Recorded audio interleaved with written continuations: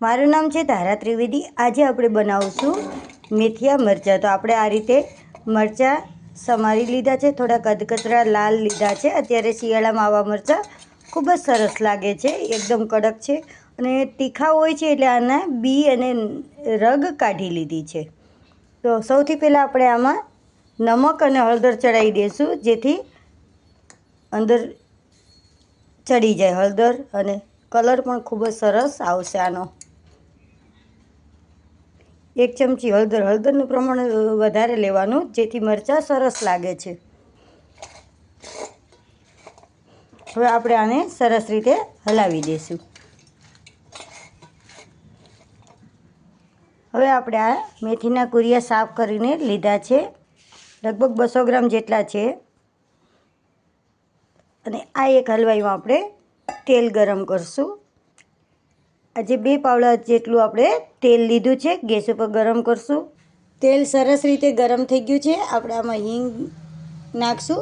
હિંગ થોડીક મરચાંના વઘારમાં સારી લાગે છે।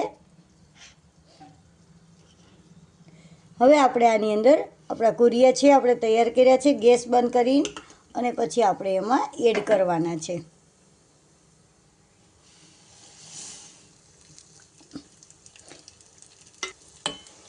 આ રીતે આપણે હલાવવાના છે।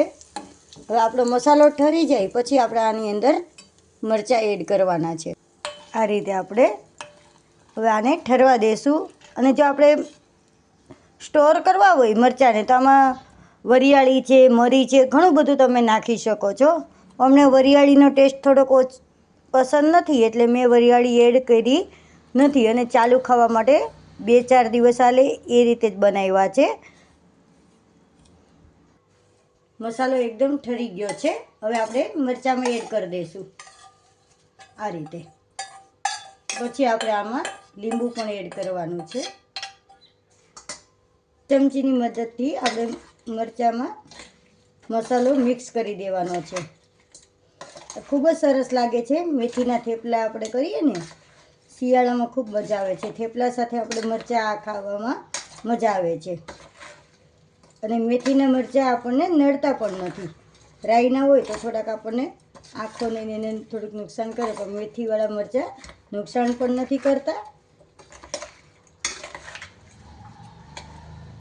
હવે આપણે આમાં લીંબુ નીચવી દઈશું। લીંબુનું પ્રમાણ થોડુંક વધારે હોય ને તો મરચાંનો ટેસ્ટ ખૂબ જ સરસ લાગે છે। એક મોટું લીંબુ મેં લીધું છે।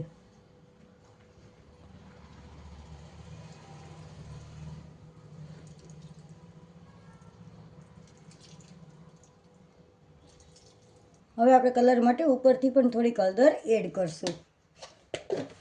હળદર ને મીઠાનું પ્રમાણ જેમ વધારે હોય ને, એમ એનો ટેસ્ટ પણ સારો આવે છે ને કલર પણ સારો પકડાય છે। આપણા મેથીના મરચાં તો તમે પણ બનાવશો આ રીતે મેથીના થેપલા સાથે, ખૂબ જ સરસ લાગે છે। જો અમારી રેસીપી આપને પસંદ આવી તો અમારી ચેનલને લાઈક અને સબસ્ક્રાઈબ કરજો।